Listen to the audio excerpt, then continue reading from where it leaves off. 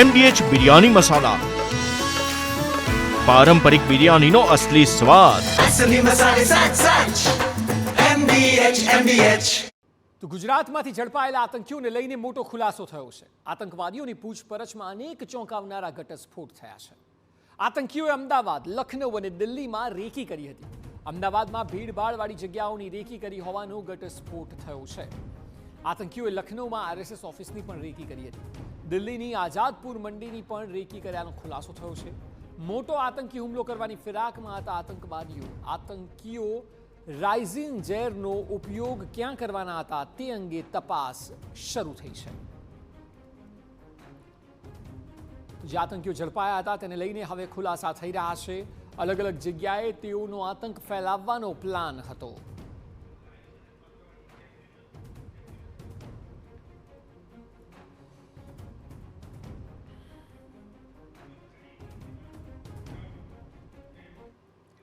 તો આજ વિષય પર વધુ માહિતી સાથે જોડાયા છે સંવાદદાતા હરીન માત્રાવાળા। હરીન સાથે વાત કરીશું। હરીન, જે પ્રકારના ઘટસ્ફોટ થયા છે તે ખરેખર ચોંકાવનારા છે। આપ જણાવો વિસ્તૃતમાં કે હાલ કઈ ડિટેલ્સ બહાર આવી છે અને આવનારા સમયની સંભવિત કાર્યવાહી શું હોઈ શકે?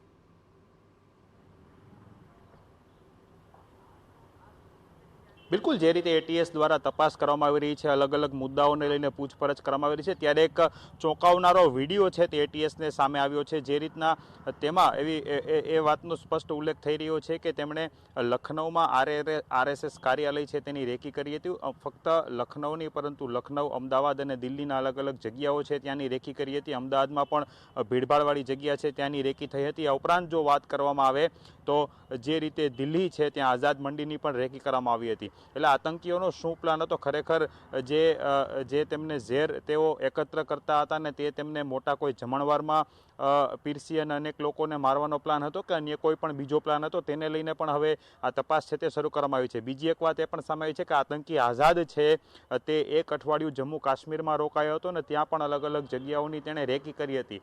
એટલે કયા મોટા સ્થાનો ટાર્ગેટમાં હતા, કઈ પ્રકારનો પ્લાન હતો, તે સૌથી મોટી બાબત છે। હવે જેમ જેમ તપાસ આગળ વધતી જશે એમ અનેક ખુલાસાઓ થતા જશે, પરંતુ અત્યારે જે પ્રમાણે સૂત્રોની માહિતી માનીએ તો જે રીતના એક વિડીયો સામે આવ્યો છે ATSને તેમના મોબાઈલને લઈ અને જે તેમાં વિડીયો હતો કે તેમાં એવું સ્પષ્ટ સંભળાવવામાં આવતું હતું કે તેમણે લખનૌ RSS કાર્યાલય છે તેની રેકી કરી હતી, જે સૌથી મોટી વાત માની શકાય।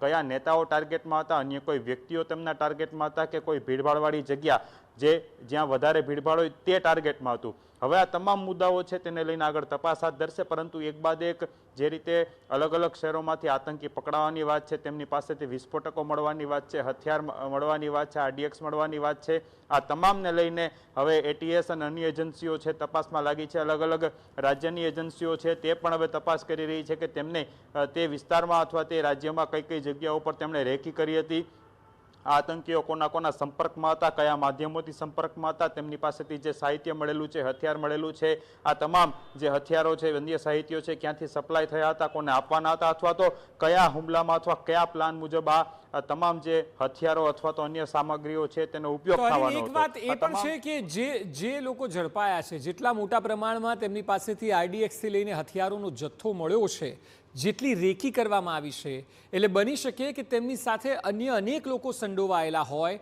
અને એ લોકોની પણ ક્યાંક ને ક્યાંક ત્યાં સુધી મૂળમાં પહોંચવું પણ તપાસ એજન્સીઓ માટે સૌથી મોટી પ્રાયોરિટી હશે।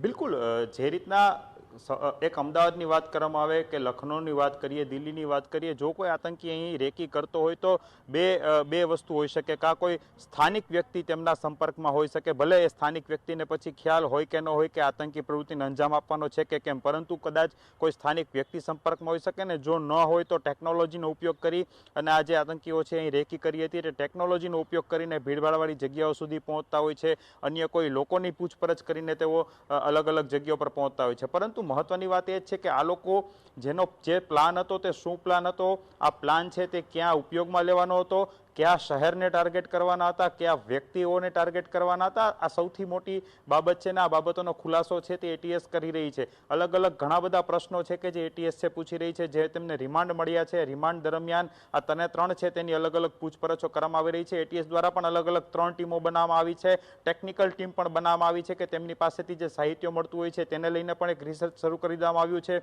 સોશિયલ મીડિયાનું આખું એક સેન્ટર ઊભું કરવામાં આવ્યું છે કે જેમાં પણ એક ટીમ છે તેમના સોશિયલ મીડિયા કેની સાથે કનેક્ટેડ હતા, કોણ કોણ લોકો તેમના સંપર્કમાં આવી શકે તેમ હતા, આ તમામની માહિતીઓ મેળવવામાં આવી રહી છે. શંકાસ્પદ એકાઉન્ટ છે તેની પણ માહિતી મેળવવામાં આવી રહી છે. આ ઉપરાંત વાત કરવામાં આવે તો જે સ્થાનિક જગ્યાઓ પર રેકી કરી છે અલગ અલગ એજન્સીઓ છે તે જગ્યાઓને લઈને પણ હવે તપાસ શરૂ કરી છે. એટલે કે જેમ જેમ પૂછપરછ આગળ વધતી જશે તેમ તેમ નવા ખુલાસાઓ થતા જશે. પરંતુ અત્યારે સૂત્રો પાસેથી જે માહિતી મળી રહી છે કે એક વિડીયો સામે આવ્યો છે ને વિડીયોમાં સ્પષ્ટ સાંભળવામાં આવી રહ્યું છે કે લખનૌ આરએસએસ છે તે કેન્દ્ર છે તેની રેકી કરવામાં આવી હતી. એટલે અમદાવાદની પણ ભીડભાડવાળી જગ્યાઓ છે તેની રેકી કરાઈ હતી, દિલ્હીની આઝાદ મંડી છે ત્યાંની પણ રેકી કરાઈ હતી. પરંતુ રેકી કરીને ત્યારબાદ શું કરવાનું હતું, શું પ્લાન હતો, તેમની પાસેથી જે હથિયારો મળ્યા છે ત્યાં કયા ઉપયોગમાં કરવાના હતા, આ તમામ વસ્તુઓ છે તેની હવે પૂછપરછ શરૂ થઈ છે ને જેમ પૂછપરછ થશે તેમ અલગ અલગ ખુલાસાઓ છે તે પણ મોટા બહાર આવી શકે એમ છે. જી બિલકુલ, આભાર સમગ્ર માહિતી બદલ.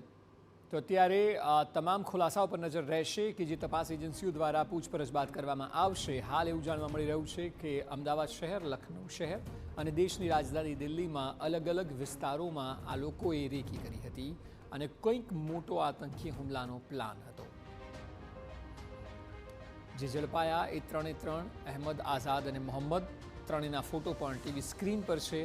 આ લોકો મોટો આતંકી હુમલો કરવાની ફિરાકમાં હતા. તેમની પાસેથી આરડીએક્સ અને હથિયારોનો જથ્થો પણ ઝડપાયો છે જે ખૂબ જ ચોંકાવનારી ઘટના કહી શકાય. ગુજરાત સહિત ઉત્તર પ્રદેશ અને દિલ્હીમાં કંઈક મોટું કરવાનો પ્લાન હતો.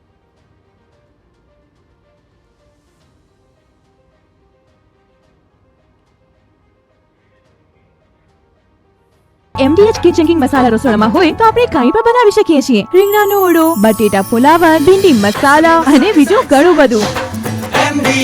MDH